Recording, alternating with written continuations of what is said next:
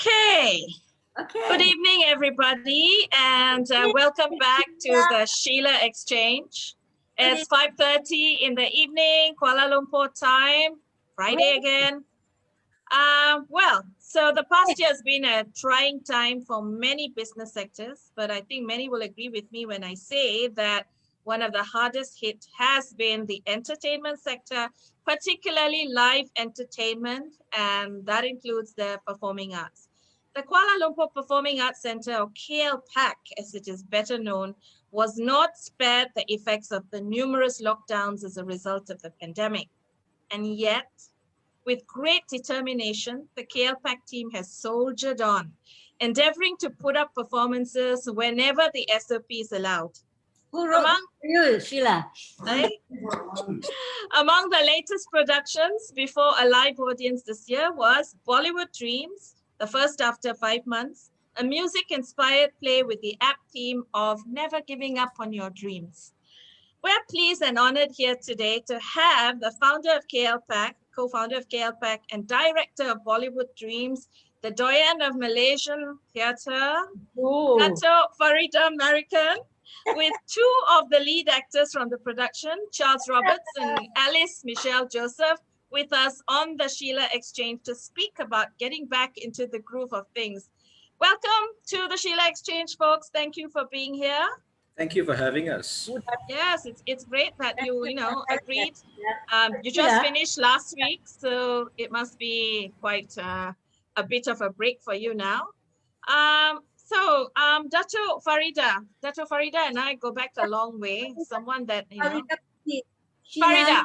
Okay, Faridah, please. Yeah, that's what I used to call her before she became the Dato, So I'll just call her Faridah because we go back a long way since my years as a journalist covering Malaysian theatre. When she just told me, write the theatre reviews and be true to yourself and what you feel about it. And I followed her advice ever since. So if I like, I tell. If I don't like, also I tell.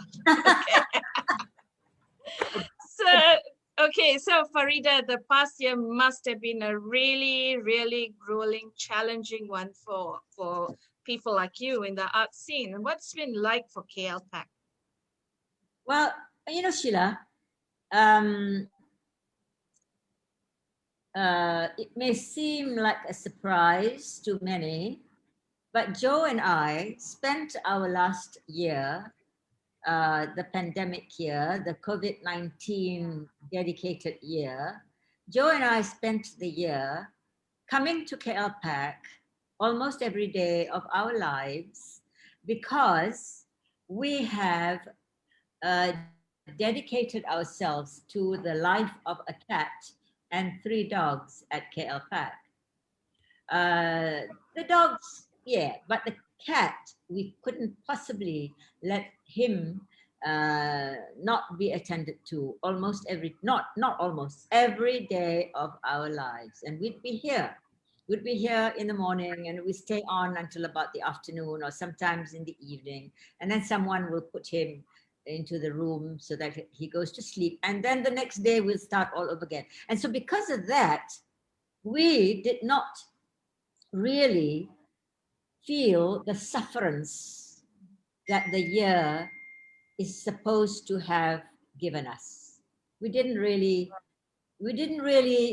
enjoyed ourselves because we were also meeting up with the security people and the people who were having to come, the publicity people, the marketing people sometimes, and just anybody who felt like coming to KLPAC to make their presence a little bit felt, So Joe and I think this is the best thing we have done during that period. Because if we didn't, we would be clawing each other and killing each other and eating each other up. Oh my God. I can imagine. Is Joe listening to this? He is. He's just across listening to this, right? And saying, no. Yeah. So, okay, that was great. I mean, that's sort of really a very optimistic way of looking at it. But I would imagine that KLPAC did suffer sort of losses. I mean, for 3 full months, you couldn't do anything. And then you wanted to put up something and then getting ready, and then SOPs came back again, whacked you out of sync again. So how was that? Sheila, a lot of us had to suffer because a lot of us had to make sacrifices in terms of money. The staff had to agree to taking cuts in our salaries, their salaries, not just for KLPAC, but also for Penang PAC. We had to do this because if we did not do this, the books would never look even fairly good on us. So all of our staff who work through this and love us and believe in us all readily agreed to do this. Of course, there were 1 or 2, not too many. There were 1 or 2 who decided that this is not for me, I can't manage this, and so they left. That's fine. And those who left, we did not replace because we could not afford to replace. But it is something that is a given in these kinds of times. We needed to do this. We needed to hold hands and suffer together or enjoy together and sit in the resource center and eat ice cream together or whatever. We needed to do it together. Okay, thank you for that. So Charles, the suffering together and enjoying together, did you sort of foresee this when you chose to make a career in the performing arts? You actually studied, you know, the arts, right, as prerequisite to making a career there. And that's a very brave decision, given the art scene in Malaysia, especially the performing arts scene. Right? Yes. No, that was a very good decision. Yes, I know. I do agree with you. I mean, we do need people like Charles in the performing arts scene to sort of infuse new fresh blood. I've seen him on stage. He was pretty good, you know, very excellent. So very excellent. No, he was excellent. So Charles, what prompted you then to choose the performing arts? So didn't your you know, most parents would say, what, performing arts? No, go and be a doctor and engineer. So how did this pan out for you? What made you do this? Well, you call it a brave decision. Some would call it reckless. Some would call it dumb. But I like to be positive, Charles. It's brave. Yes, thank you very much. As for my parents, my dad was my biggest influence in life. He's a musician. So I kind of grew up watching him perform on stage. So that became my life goal, I guess. And I studied filmmaking, by the way. And it was my dad who enrolled me in film schools and stuff like that. So as you said, the industry can be volatile, and it doesn't help that people look at our line of work as hobbies or things you do for fun. It's not considered a real job. The amount of time that my relatives come home and ask me what I do for a living, and I say I'm an actor, and they go, great, but what's your real job? You know, I'll probably be a millionaire by right now. But yeah, it's a tough path, but I wouldn't have it any other way, I guess, because the whole part of art is the suffering part of it. Is when you suffer, you create the best art, and it's expressing yourself. And for the most part, I remember loving to express myself. I loved being on stage ever since I was 7. I did school plays, and then I did high school plays, and then I kept doing it. Next thing you know, I'm here working with Faridah, brushing shoulders with actors like Sharifah Amani, Douglas Lim, Brown Palare. So I enjoyed it, and it helps when your parents are supportive. And I was blessed that I had a father who was very supportive. He was my number 1 fan. He came to all of my shows, and he watches every of my shows. Even if he missed it, he make sure he records it and watches it. So yeah, that's great. Well, very lucky. Very lucky. Yeah, I mean, he must be an amazing father, because most parents, you know, wouldn't.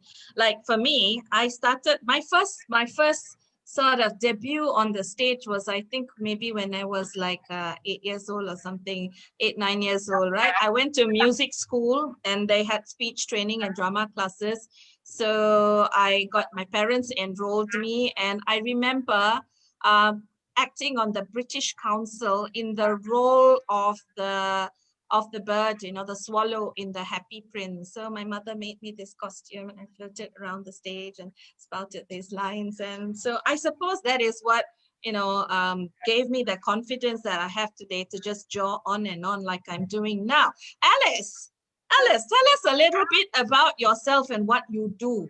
Charles is an actor. He works, his day job is acting. What's your day job, Alice? Acting also?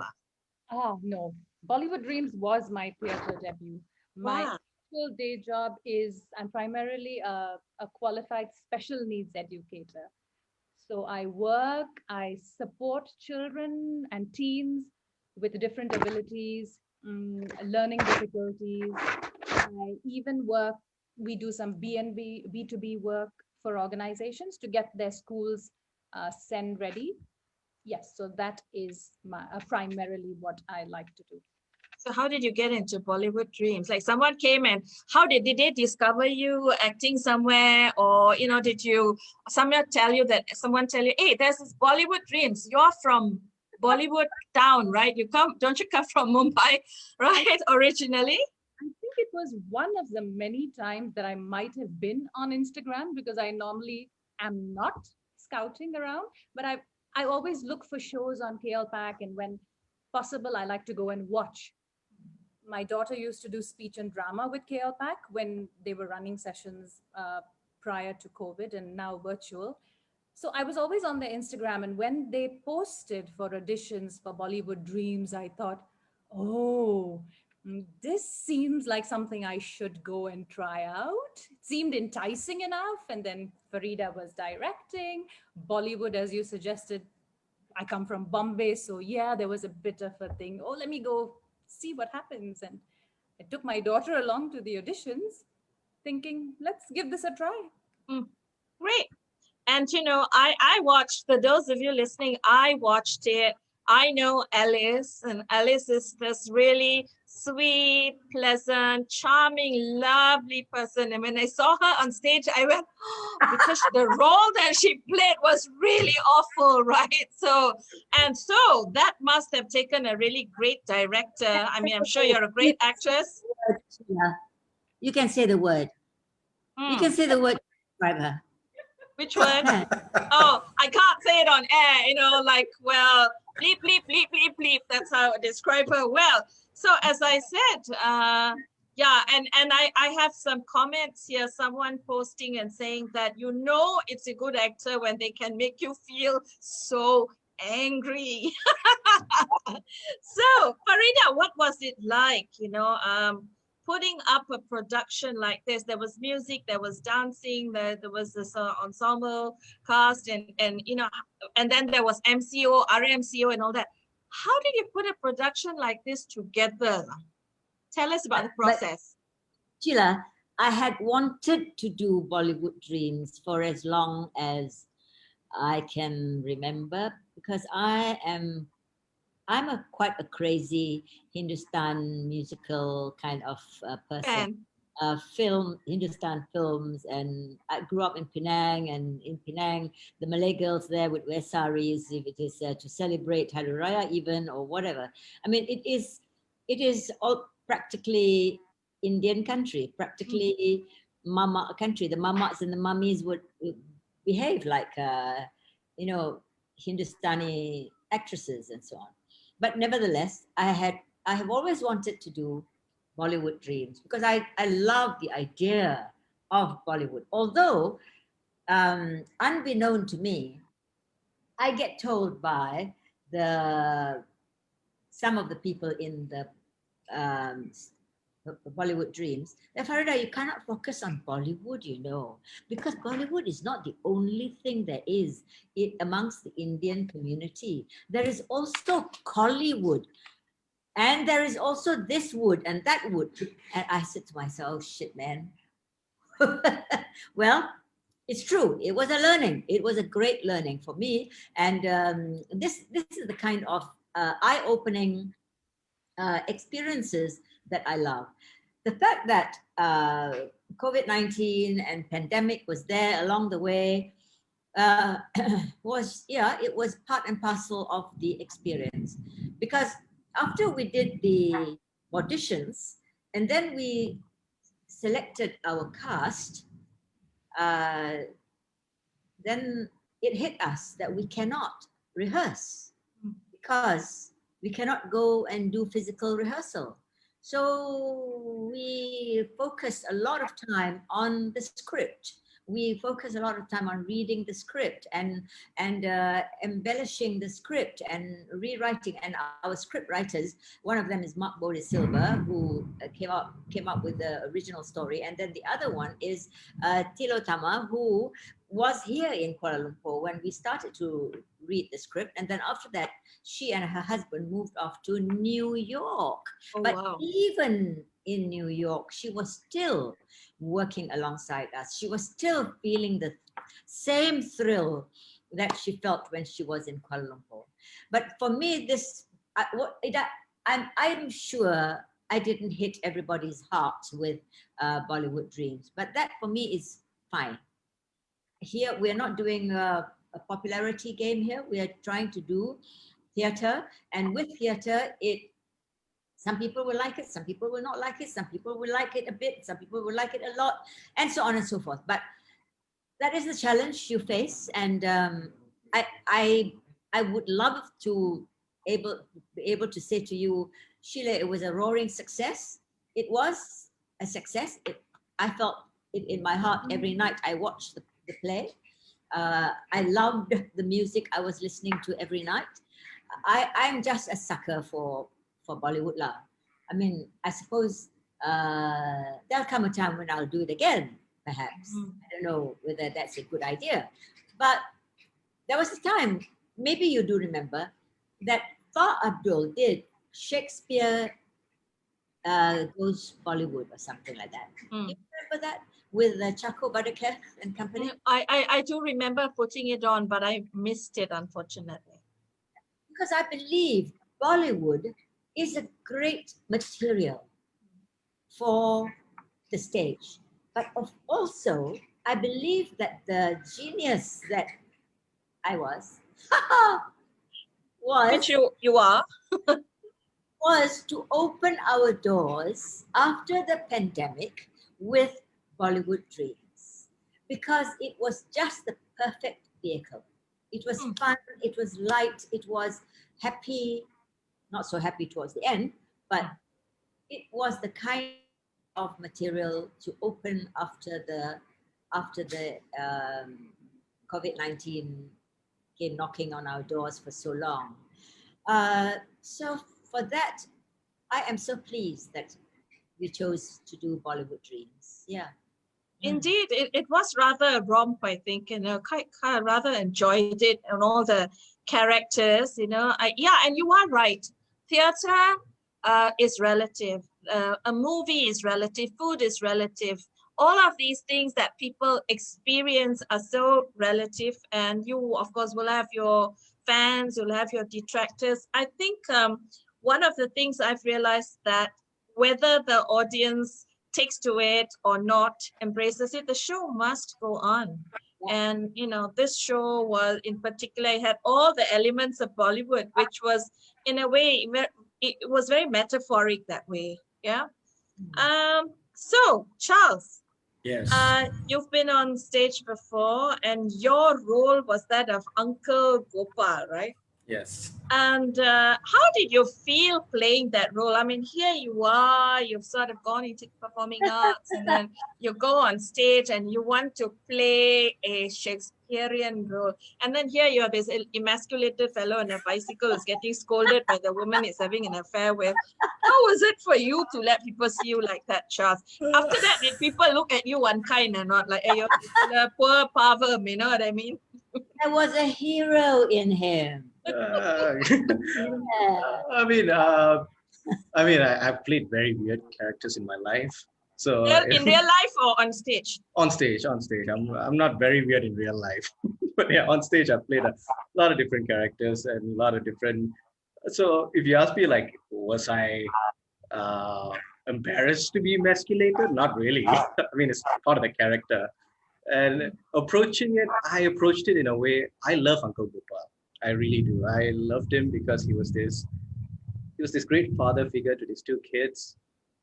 He really loved these kids, but he had to make a compromise, I guess, in order to stay with the kids, which was To be nice with their mother lah. yes, that was the compromise. But he also had this. He's a hopeless romantic because he loved this woman of his life who he probably knows he's never gonna get, but he's still waiting for her.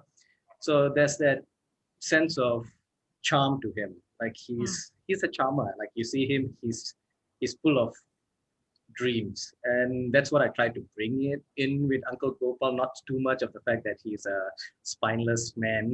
He is kind of a spineless man. I have a question, Charles. Did Yeah. you draw on anyone in particular? Was Uncle Gopal the sum of some of your mamas and peripas and chittabas and all that?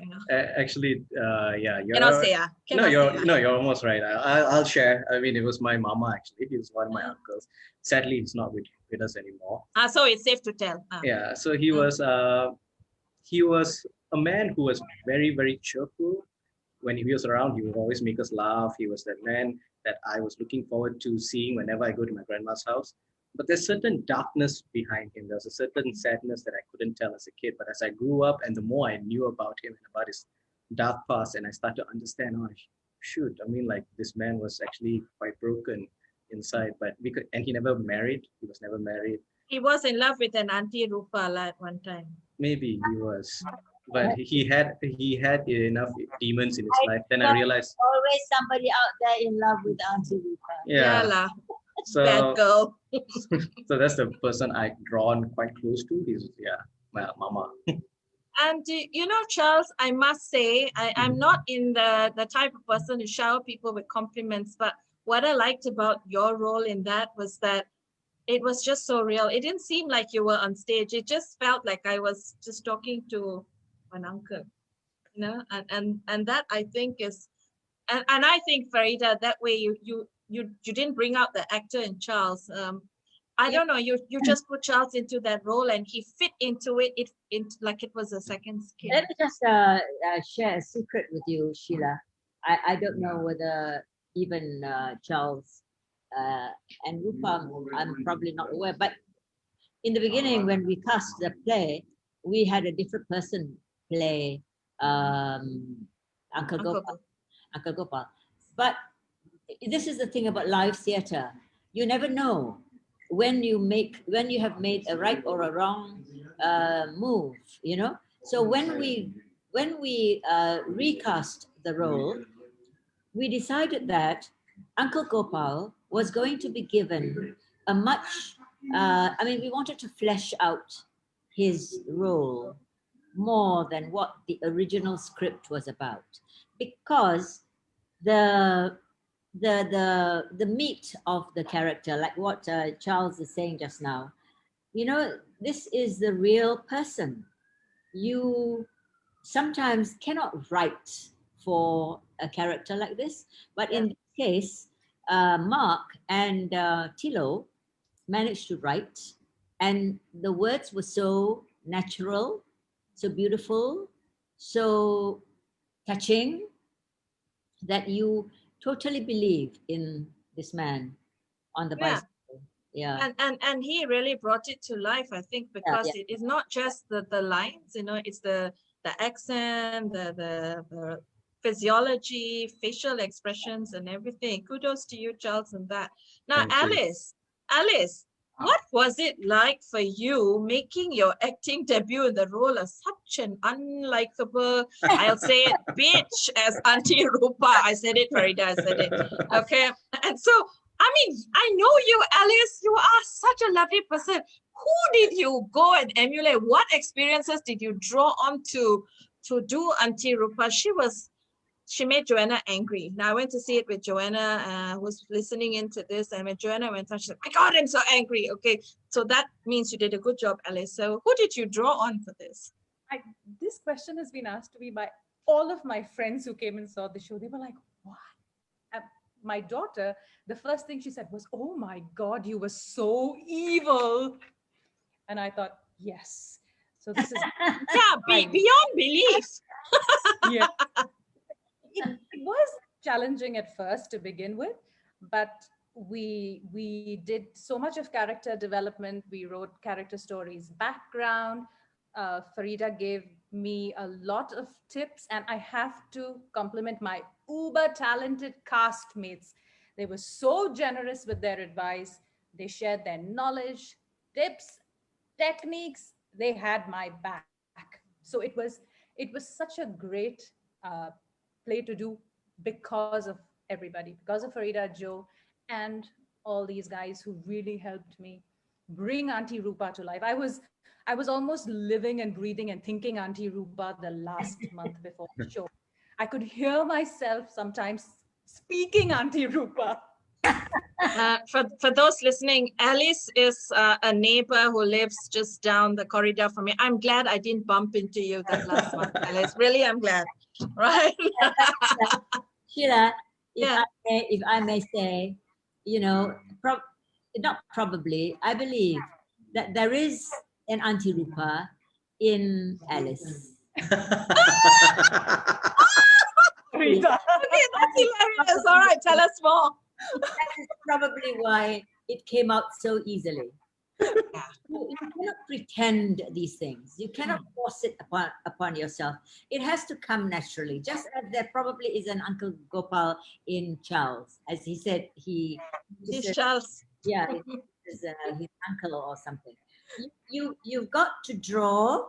You've got to draw the characters from people you know, and then it becomes real. Then it becomes believable. Then it touches the audience who say, "Oh my God, how can you be so evil?" I mean, it's wonderful. It is. She is evil. Joe, you want to come in and say something, Joe? I just want to say that Alice is evil. Okay, this is he thinks you're evil. That means you did a good job, Alice. No, but you're right in a way, Faridah, because a lot of the times there are parts of us that we suppress, that we keep tucked away because maybe it's not politically correct to reveal it, the society that we live in. You know, you might be a daughter-in-law, a mother-in-law, a sister-in-law, a teacher somewhere, someone's friend. And there's sometimes things that are just percolating inside of you that you're waiting to get out, but I have to be nice. Exactly. So yeah, I mean, I think Faridah means that, I don't know about Jola, but Faridah means that in the best possible way. Everyone has an Aunty Rupa and Uncle Gopal and all that. And yeah, for you, for some people, it's going on stage and releasing that. For some people like me, I mean, my stage days are over from the, I left it when I was 14 years old. Or I think in school I did go in Form 6, that was it. But I do it by writing, you know. So I think different people, as they say, meluahkan perasaan in different ways, yeah. So coming back to you, Charles, you also acted in another production called My Appa Died Again. And you're shown in both. And you receive a Best Performer Award for My Appa Died Again. And I know that it must have been a very poignant role and experience for you getting that award. You said in an FB post that it was very bittersweet. Are you open to sharing that with us, Charles, or is it too? It's all right, I can. I'll try to answer this without getting emotional. But it's okay if you do get emotional. You're an actor, Charles. Get emotional. I mean, okay, a little bit backstory. But short and sweet. That's where I performed. My Appa Has Died Again. Is that was my first time performing for a large audience. Short and Sweet was my debut, and in 2015 I played another father, but this time I played a Rohingya refugee. And I lost the best actor award by one vote to another great actor, Alfred Lowe.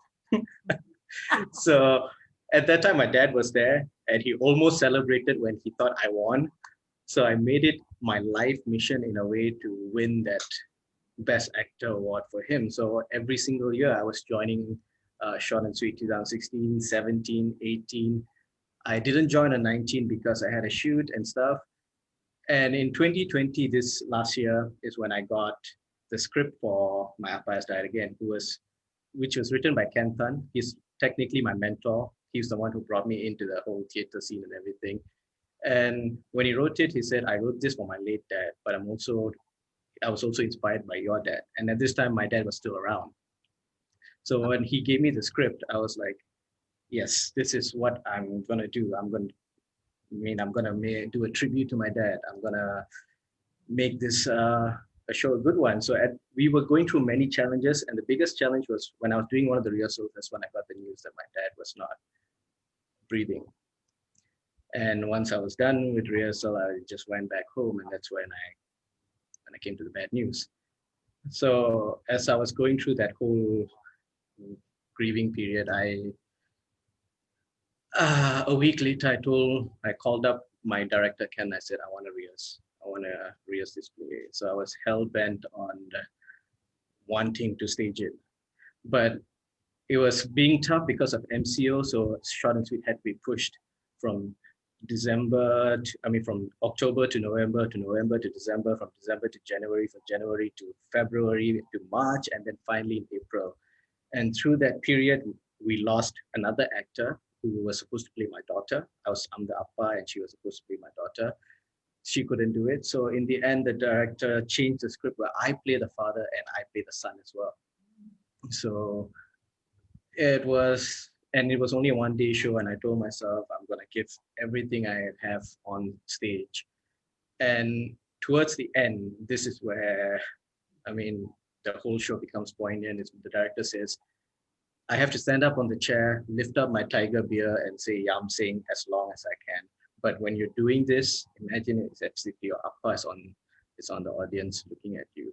You're calling out to him and he's seeing you and you're saying that. And once I've done that, I came down, we were done with performance, and I was sitting there, and as I was listening to the announcement, best overall production, My Appa's Died Again, best director, My Appa's Died Again, best script, My Appa's Died Again, Audience Choice Award, My Appa, and the moment when he came best performer, and my name was called, I was there, and I was looking around, and there was this thunderous applause from people I don't know. None of my friends actually came for the show, so, and if my dad was there, I thought to myself, he would have loved it. So a part of me was happy that I got the award for playing a role that was inspired by my dad. But the other part of me was like, I really wish he was here to see that, because he would have loved it even more than anything. And through a part of my life, I was even contemplating if I still want to act, because my biggest fan was my dad, and my dad is not around. But the last two experiences in Bollywood Dreams and Appa Has Died Again has put that to lay to rest. I am going to keep doing this, and I'm going to keep doing it in his memory. Yeah, this might sound cliched, but he's there. He's in you. It's his sort of encouragement that got you going in this. And wherever Appa is with that tiger beer, Charles, I'm sure he's rooting for you. Thank you. Thank you. Right. So, Faridah, Yeah.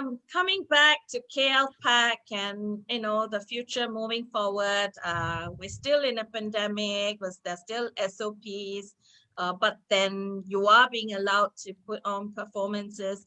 What's in store for audiences, fans of KLPAC and their performances in the next? Well, it's exactly the number of plays that we have got for the year 2021 is 21 productions lined up, with the next one is happening this weekend. As we speak, tonight, Michael Birapan opens his jazz show. The jazz thing of Michael Birapan has been an icon that he has been creating from some time. And he comes back to KLPAC and brings the audiences, and not just the audiences, but also he brings together the jazz exponents and students of jazz. He brings them from the universities, like tonight, he has got about 4 universities performing together in one night, you know, UCSI, Aswara, and I don't know who else. But this is the kind of support and push that a person like Michael Veerapan, who is the biggest name there is in jazz in Malaysia, and at the end of this, and he extended the show by 2. He extended the show by 2 shows because it was a sellout. It is a sellout. But of course, because of the SOP, the number of people is reduced to just 50. But the final 2 shows, Sheila, he has lined up somebody like Junji Delfino. I mean, you know, your heart will skip a beat when you hear names like that, and you kind of kick yourself in the butt and say, why didn't I get a ticket sooner? And now I would miss it. But I'm begging for a seat to be put at the corner of the door there so that I can go and see Junji Delfino. But the other show that we want to talk about, which is again another crazy kind of an iconic performances, is created by our production manager. Gunn is his name, and he puts together these shows that are kind of crazy. And this next one is called it's the Don't Let series, that's right. And this next one is called Don't Let Hantu Know. Okay. Isn't that wonderful? Very intriguing. Yes. Actually, in all theaters around the world, the hantus are there, right? So Don't Let Hantu Know is very appropriate. As again, you know, after the MCO, this is the kind of title that we want to talk about. Short plays, right? What's that, Joe? It's a series of short plays. It is a series of short plays. Each play is about 10 minutes long. But there are 7 plays altogether. I've got all these cue cards coming at me, all right, telling me. There's also another one, Sheila, and to Charles, and to Alice, that you must not miss, even though it is in a language that is not necessarily what you understand, but it is poetry written by a lady who actually comes from China to live in Malaysia, married to a Singaporean man, and happens to be our neighbor in where we live. And she loves poetry, and she writes poetry. And so it is called Inner Thoughts. Not necessarily the kind of poems that maybe is everybody's cup of tea, but we are putting together a group of music people Musicians, yes. who will put the music into her words. Ah. Yeah, and also some people might sing it, some people might recite it, and some people might play it. And it's called Inner Thoughts, and it's going to be on in May. So it's just next month. Yeah. So Sheila, it's coming out of the woodwork. Yes. Okay. Yeah. Great. That's so great to hear that, you know, KLPAC performances are bouncing back again. I think we need it. I really think we need, you know, to go watch performances and keep it going, because it's such a huge part of our culture. And I always say that you can tell a people, you can tell a country and its people by the culture, by the performances that they put out, by how much they support and endorse you know, local talent in performing arts. Alice, so you're going to go back on stage, Alice? Yes. Are you addicted now? Sure. Bring out my inner Aunty Rupa. Okay, now that you've let her out, then you can just let the world see what you got, Alice, right? Something to Alice, Sheila. Mhm. Something to Alice. Because Alice works with special needs people, right? Yes. We have a play that we are doing, we have been doing for many years before, and it is the Life Sendirian Berhad series. And this particular year, we are titling our series Different. Different, which means that if you know of anyone, or if you think yourself as a different kind of a person, there's something about you that's different. You might want to come on stage and tell a short story about yourself.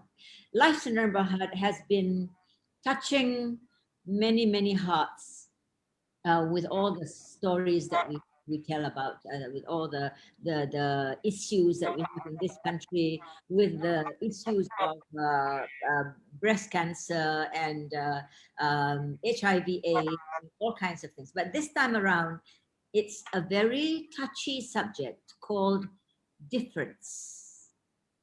So I'm sure there are many people we know who are friends who probably do not want to come on stage and talk about what's the different thing about me, about you, about my friend, about this.